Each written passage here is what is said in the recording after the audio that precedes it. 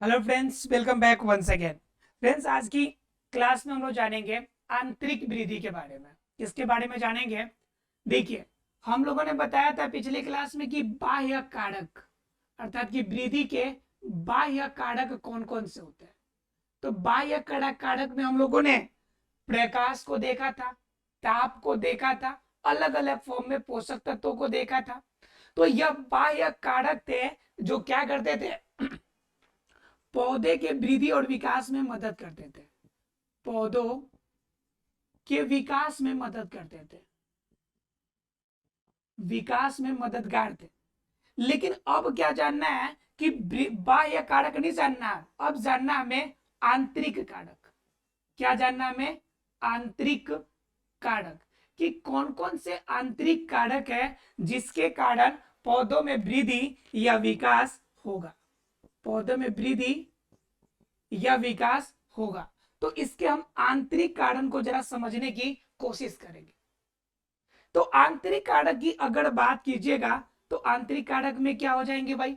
तो आंतरिक कारण का मतलब कि शरीर के अंदर से विकास करने की क्षमता में वृद्धि हो। तो अंदर से वृद्धि कैसे होगी? ये क्षमता कहां से आएगी? तो यह क्षमता होती है किसकी वजह से? आपके बॉडी के अंदर अर्थात कि पौधों के बॉडी में कुछ एंजाइम्स निकलते हैं। क्या निकलते हैं? कुछ एंजाइम्स निकलते हैं जो वृद्धि के क्रिया को तेज करते हैं, जो वृद्धि के क्रिया को तीव्र करते हैं, क्रिया को तीव्र करते हैं। ठीक है। अब वृद्धि के क्रिया को तीव्र करने का मतलब क्या? तेज कर देना। क्या कर देना? तेज कर देना। तो जो यह एंजाइम्स जो यह कार्य करता है, यह जो एंजाइम्स है, यह जो एंजाइम जो थोड़ी सी मात्रा पौधों के शरीर में निकलती है, वह छोटे से थोड़ी सी मात्रा को हम लोग हार्मोन के नाम से जानते हैं। किसके नाम से जानते हैं? हार्मोन। और यह हार्मोन जो होते हैं पौधों के अंदर निकल रहा है, तो पौधे को हम लोग क्या कहते हैं लैटिन भाषा में? फाइटो। क्या कहते हैं? फाइटो। और ये हार्मोन है तो इसको हम लोग क्या बोलेंगे पौधों की भाषा में? कि फाइटो हार्मोन्स। अर्थात कि पौधों के लिए जो हार्मोन्स का स्राव होता है, जिनकी वजह से पौधों में वृद्धि होता है, पौधों में ओवरऑल विकास होता है, वृद्धि में रुकावट होते हैं, वृद्धि में रुकावट होगी। और क्या हो सकते हैं? तो वृद्धि करने के कारण जो फल होते हैं वह फल पकते हैं। अर्थात कि पौधों में जो फल पकते हैं, यह फल पकना भी, ये जितने भी पौधे के शरीर में कार्य होते हैं, ये सभी क्रिया जब आंतरिक रूप से कंट्रोल होगी, तो यह आंतरिक जिस माध्यम से कंट्रोल होगी उसे हम लोग क्या कहते हैं? फाइटो हार्मोन के नाम से जानते हैं। तो क्लियर है आप लोग को? फाइटो हार्मोन्स क्या है? कि फाइटो हार्मोन्स एक एंजाइम्स है जो पौधों को आंतरिक रूप से प्रेरित करता है कि पौधों के शरीर में वृद्धि हो, पौधों में वृद्धि हो। इस वृद्धि की क्रिया को वह क्या करता है जी? एसेलेट करता है, बूस्ट करता है। क्लियर है आप लोग को? तो ये वृद्धि आपको क्लियर हो गया होगा और ये बूस्ट करने का बात भी क्लियर हो गया होगा। अब बात जरा हम करेंगे कि यह अगर हमने कह लिया कि हार्मोन जो है, हार्मोन के कारण वृद्धि होगी, विकास होगी, वृद्धि में रुकावट भी पैदा होगी, फल भी पकेंगे, पत्ते भी गिरेंगे, ये सारी क्रियाएं अगर होती है, अगर ये सारी क्रियाएं होती है, तो हमें फिर तो हार्मोन के बारे में जानना अति आवश्यक है। हम जानने की कोशिश करेंगे कि भाई इनके अंदर ऐसा क्या है जो इतना तेजी से वृद्धि विकास करेगा, जो पौधे के सभी तरह के वृद्धि विकास के लिए कार्यरत है। तो हम क्या करेंगे? हार्मोन्स के बारे में एक एक करके जानने की कोशिश करेंगे। लेकिन हार्मोन को जानने से पहले एक पौधे के गुण को समझने की कोशिश करेंगे। पौधे के एक गुण होते हैं, इस गुण को समझने की कोशिश करेंगे। और यह गुण कौन सा है? तो पौधे का यह गुण है कि यह अपरिमित रूप से वृद्धि करती है, अपरिमित रूप से वृद्धि करती है, अपरिमित रूप से वृद्धि करती है। तो अपरिमित रूप से वृद्धि का मतलब क्या हो गया? कि यह तो बच्चे के अंदर गुण हो गया, यानी पौधे में गुण हो गया।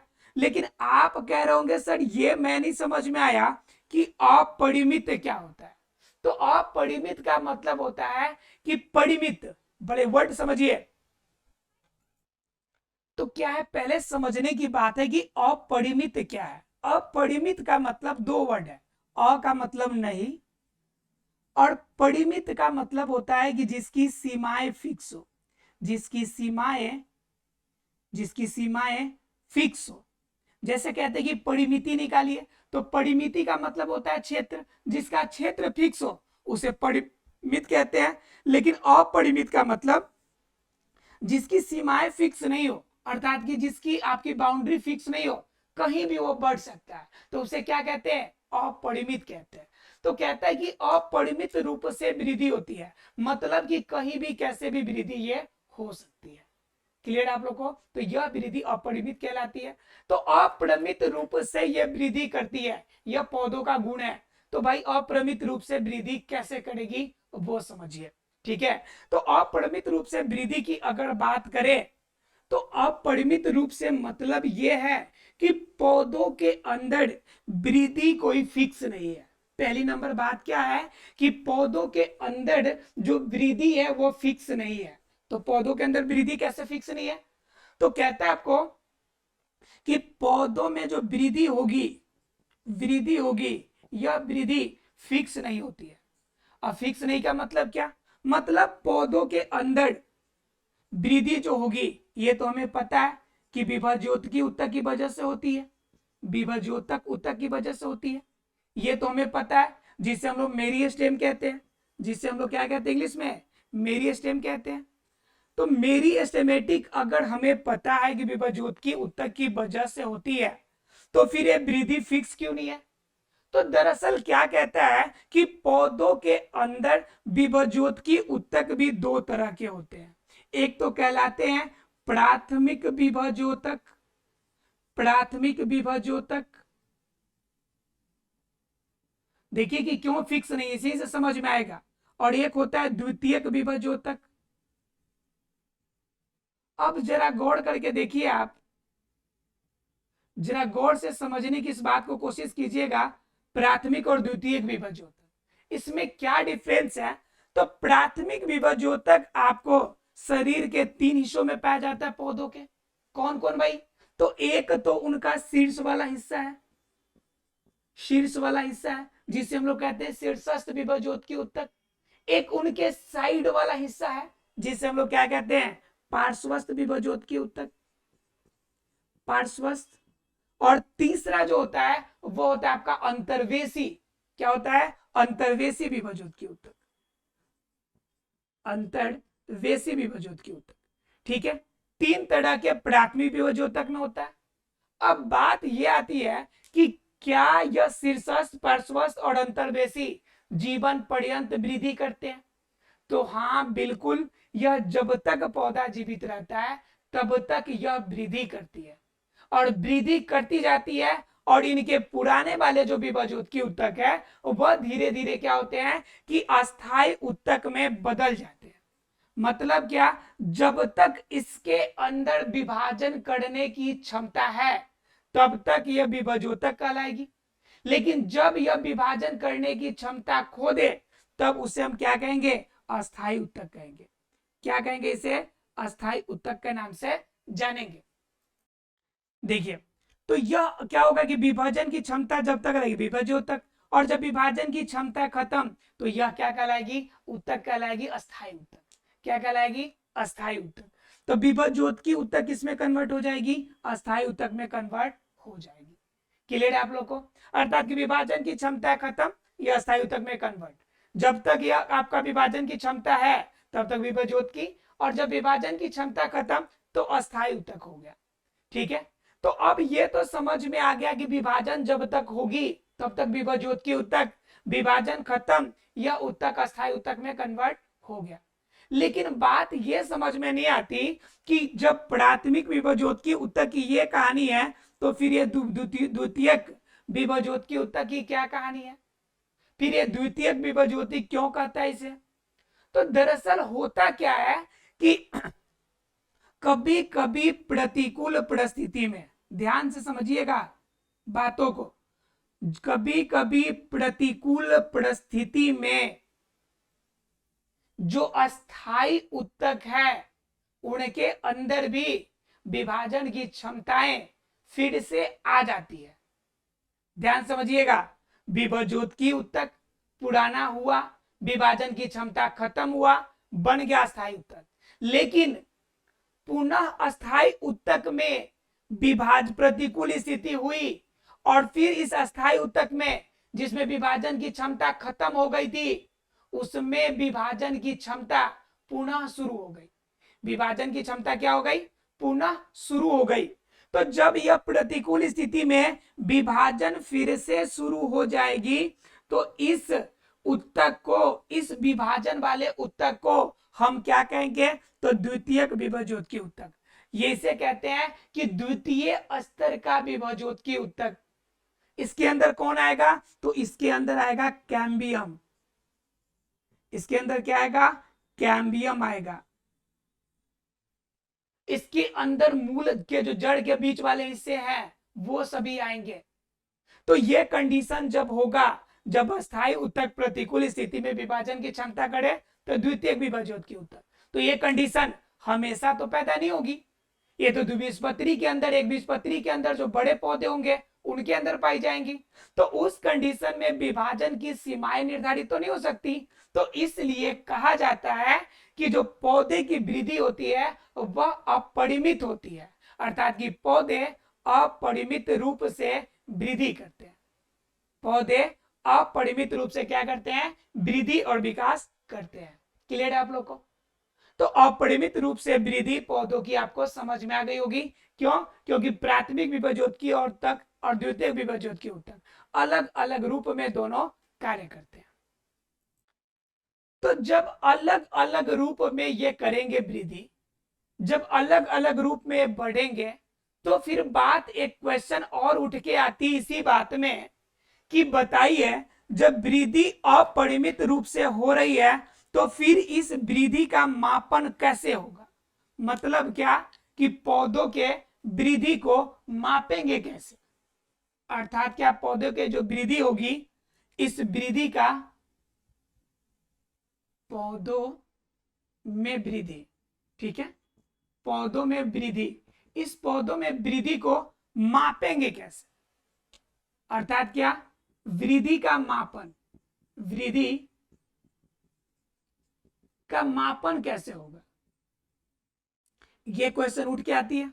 जब हमने कह दिया कि अपरिमित रूप से वृद्धि होगी, हमने ये भी कह लिया कि यह सारा मामला विभज्योतकी ऊतक का है। वृद्धि प्राथमिक विभज्योतकी, द्वितीयक विभज्योतकी, इन्हीं के आधार पे होगी। तो बात यह आती है कि फिर इस वृद्धि का मापन कैसे होगा? वृद्धि को मापेंगे कैसे? ये कैसे संभव है कि हम वृद्धि को माप सकते हैं? तो वृद्धि के मापन का अगर केस पैदा होगा कि वृद्धि को हम माप कैसे सकते हैं, तो जरा सोचिए, जब वृद्धि अपरिमित रूप से होगी, कोशिका का दीर्घन अपरिमित रूप से होगा, जब कोशिका के अंदर विभाजन अलग अलग तरीके से होगी, तो बताइए उन आधार पर हम वृद्धि का मापन कर सकते हैं क्या? तो कहेंगे कि नहीं भाई, ये वृद्धि का मापन हम कोशिका स्तर पे करना चाहे तो लगभग लगभग नहीं के बराबर है। लगभग लगभग किसके बराबर है? नहीं के बराबर है, अर्थात कि वृद्धि नहीं होगी। वृद्धि क्या होगी? तो वृद्धि के मापन नहीं हो पाएगा। तो भाई वृद्धि का मापन नहीं होगा तो बात यह आती है कि पौधों के वृद्धि को मापा नहीं जा सकता क्या? तो बिल्कुल माप सकते हैं, लेकिन उनकी कोशिका स्तर पे, कोशिका के जीव द्रव्य के वृद्धि के स्तर पे मापन नहीं किया जा सकता। तो बात आती है कि अगर उस स्तर पे नहीं कर सकते हैं तो कोई ना कोई तरीका तो होगा जिनसे हम वृद्धि का मापन करेंगे। अरे भाई कोई तो तरीका होगा, कोई तो ऑप्शन होगा। सारे रास्ते थोड़े बंद होंगे, कोई तो बाईपास खुला हुआ होगा जिनसे बाहर निकलना है आपको। तो कहता है कि वृद्धि के मापन का कोई ना कोई तरीका तो होगा। तो बिल्कुल तरीका है। तो वृद्धि के मापन का कौन सा तरीका है? तो कहता है कि वृद्धि के मापन का जो तरीका है आपका, वह है उसकी लंबाई। उसकी क्या है भाई? ध्यान से जरा समझिएगा कि पौधे के वृद्धि की मापन की अगर बात कीजिएगा तो यह वृद्धि हमें कहां से देखने को मिलेगी और कहां से हम चेक कर सकते हैं कि वृद्धि हो रही है। तो वृद्धि के मापन, अगर मापन की बात कीजिएगा तो मापन आप निकाल सकते हैं वृद्धि अर्थात कि उसकी लंबाई को माप के, उसके चौड़ाई को मापकर, उसके अंदर होने वाले क्रियाओं के आधार पर। तो इन सभी के आधार पर आप क्या कर सकते हैं, वृद्धि का मापन कर सकते हैं, वृद्धि का मापन किया जा सकता है। क्लियर है आप लोग को। वृद्धि के मापन कैसे होगा कि पौधे कितना लंबा हो गए, जैसे 1 सेंटीमीटर था यह बढ़ के 5 सेंटीमीटर हो गया, तो बताइए हम कहते हैं कि 5 सेंटीमीटर हो गया तो वृद्धि हो गया इसमें। अगर ये मोटाई में, अगर इसका रेडियस, इसकी पूरी जो आपका डायमीटर है वह अगर 2 सेंटीमीटर का है और यह 2 सेंटीमीटर से बढ़ के 10 सेंटीमीटर हो जाए तो कहेंगे ना कि इसमें वृद्धि हो गया जी। मतलब क्या, इसकी लंबाई, इसकी चौड़ाई, इन आधार पे, वृद्धि के आधार पर हम क्या कर सकते हैं, पौधों की वृद्धि का मापन कर सकते हैं। अर्थात कि वृद्धि के मापन का हमारे पास जो तरीका है वह जीव द्रव्य के वृद्धि के आधार पे नहीं है संभव, इसलिए पौधे की पूरी लंबाई, पूरी चौड़ाई, उनकी क्रियाएं, इस आधार पर ही हम वृद्धि कर सकते हैं। क्लियर है आप लोग को। तो आसानी से भी समझ में आ गई होगी बातें कि कैसे क्या करेंगे।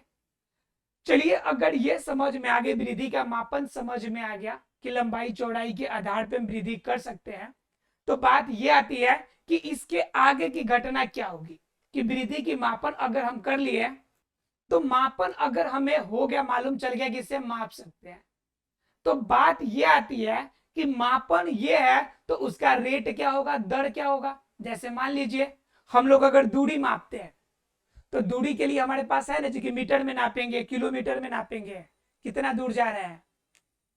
लंबाई मापते हैं तो कहते हैं कि भाई सेंटीमीटर में नाप रहे हैं। अगर दूध मापना होता है तो लीटर में मापते हैं। तो कोई ना कोई तरीका तो होगा, जो पौधे की कोई ना कोई दर होगा जिस दर से पौधे की वृद्धि मापेंगे। तो पौधे की वृद्धि का जो दर है वह अलग अलग तरीके से होता है, इसलिए उनके मापन का दर भी अलग अलग रूप में होगा। तो जरा समझते हैं कि पहले वृद्धि का दर कैसे है। ठीक है, पौधों के अंदर जो वृद्धि है उस वृद्धि का दर कैसे है। तो वृद्धि के अगर दर की बात कीजिएगा तो पौधों में वृद्धि का दर 2 तरीके से होता है। पौधों में वृद्धि का दर कितने तरीके का, 2 तरीके का। पौधों में वृद्धि का दर, इसकी अगर बात कीजिएगा रेट की, तो पौधों में वृद्धि का दर कितने तरीके का, 2 तरीके का। तो कौन कौन से दर है भाई, तो इनमें एक तो होता है आपका अंक गणितीय वृद्धि। अब ये कहिएगा कि सर पढ़ा रहे हैं आप बायोलॉजी और घुसा दिए मैथ में, अंक गणितीय वृद्धि, और दूसरा कहेंगे तो कहेंगे कि एकदम सर पूरा मैथे पढ़ाइएगा इसको, है ना जी। एक तो होता है आपका अंक गणितीय वृद्धि और दूसरी जो होती है आपकी, और दूसरी उससे भी खतरनाक, एक अंक गणितीय है तो दूसरी ज्यामितीय है। अब बताइए ज्यामितीय वृद्धि। अब आप सोच रहे होंगे कि अंकगणित और ज्यामिति, इस दोनों में डिफरेंस क्या है। अब कहेंगे कि सर वो क्लास में जो हम लोग पढ़ते थे मैथ में अंकगणित और ज्यामिति, क्या आप उसको पढ़ना पड़ेगा क्या इसे समझने के लिए। तो नहीं भाई, उसको ज्यादा तो नहीं समझना पड़ेगा, लेकिन बेसिक उसकी भी समझ होनी चाहिए। देखिए बेसिक कैसे होनी चाहिए जरा समझिए। अंकगणित क्या करता है कि यह सिंपल जोड़ घटाव करता है, 1 जोड़ 1, 1 जोड़ 1 जोड़ 2 जोड़ 1, ऐसे बढ़ता है ना, सिंपल बढ़ता है ना जोड़े। अब ये जो जोड़ है उसी तरह से इनके अंदर वृद्धि होगी, उसी की तरह से इनके अंदर वृद्धि होगी। देखिए ठीक उसी प्रकार से जैसे अंगणितीय वृद्धि करते हैं आप लोग। देखिए इसके अंदर क्या होती है अंगणितीय वृद्धि में, कि अंगणितीय वृद्धि में जब एक कोशिका जब विभाजन करती है तो इस विभाजन में जो दो कोशिकाएं नहीं बनेंगी या जो नई नई कोशिका बन रही है, इसमें एक जो होता है परिपक्व अवस्था की तरफ चला जाता है और दूसरा जो होता है आपका वो क्या करता है, विभाजन करता है। फिर यहाँ पे दो बनेंगे, फिर ये क्या करेगा, परिपक्व अवस्था के बाद एक और बनाएगा, फिर इसमें से एक बनेंगे जो विभाजन करेंगे, फिर इसमें से आपका विभाजन करेगा तो फिर दो बनेगा, फिर ये एक इसमें से निकलेंगे तो फिर एक विभाजन करेगा। तो इसमें क्या होती है कि वृद्धि वृद्धि क्रमिक रूप से होती है। किस रूप से होती है, क्रमिक रूप से। इनकी दर कैसे होती है, क्रमिक रूप से। 1 से 2, 2 से 3, 3 से 4, 4 से 5, लेकिन थोड़ा सा फास्ट होती है शुरू में, लेकिन यह होती है क्रमिक रूप से। 1 फिर 2 फिर 3 फिर 4 फिर 5, इस तरह से क्रमिक रूप से होगी। लेकिन अगर ज्यामितीय वृद्धि की बात कीजिएगा तो इसमें विभाजन थोड़ा लेट से होता है। विभाजन क्या होगा, लेट से होगा, लेकिन इसमें शुरू में होने के बाद आगे जब बढ़ता है, इसके लेग के कंडीशन में जाइएगा तो लेग के कंडीशन में इसकी विभाजन बहुत फास्ट होती है। शुरू में यह भी क्रमिक रूप में होता है, धीरे धीरे होता है, अर्थात कि शुरू वाले को लेग वाले विभाजन कहते हैं। लेकिन जैसे जैसे यह लेट होता आगे बढ़ेगा तो इसकी विभाजन तेज हो जाती है, जिसे हम लोग कहते हैं घातांकीय वृद्धि। क्या कहते हैं, घातांकीय वृद्धि। क्लियर आप लोग को, अर्थात क्या पौधों की जो वृद्धि की दर है वो दो तरीके से होगी, एक अंक गणितीय रूप में जो क्रमिक रूप से होगी, दूसरा घातांकीय रूप में जो कि आपकी वृद्धि काफी फास्ट होगी। 1 से 2, 2 से 4, 4 से 8, 8 से 16 ऐसे वृद्धि करेगी। यह कहलाएगी आपकी कौन, ज्यामितीय वृद्धि। ठीक है, और अंगनीति 1, 2, 3, 4, 5 ऐसे बढ़ेगी। तो आशा है फ्रेंड्स बाह्य कारक की बातें आपको समझ में आ गई होगी, कैसे पौधे में वृद्धि होती है बातें समझ में आ गई होगी। हार्मोन्स की जो डिस्कशन है वो हार्मोन्स के प्रकार के बारे में डिस्कशन हम लोग अगले क्लास में करेंगे। मिलते हैं अगले क्लास में, तब तक के लिए thank you very much friends.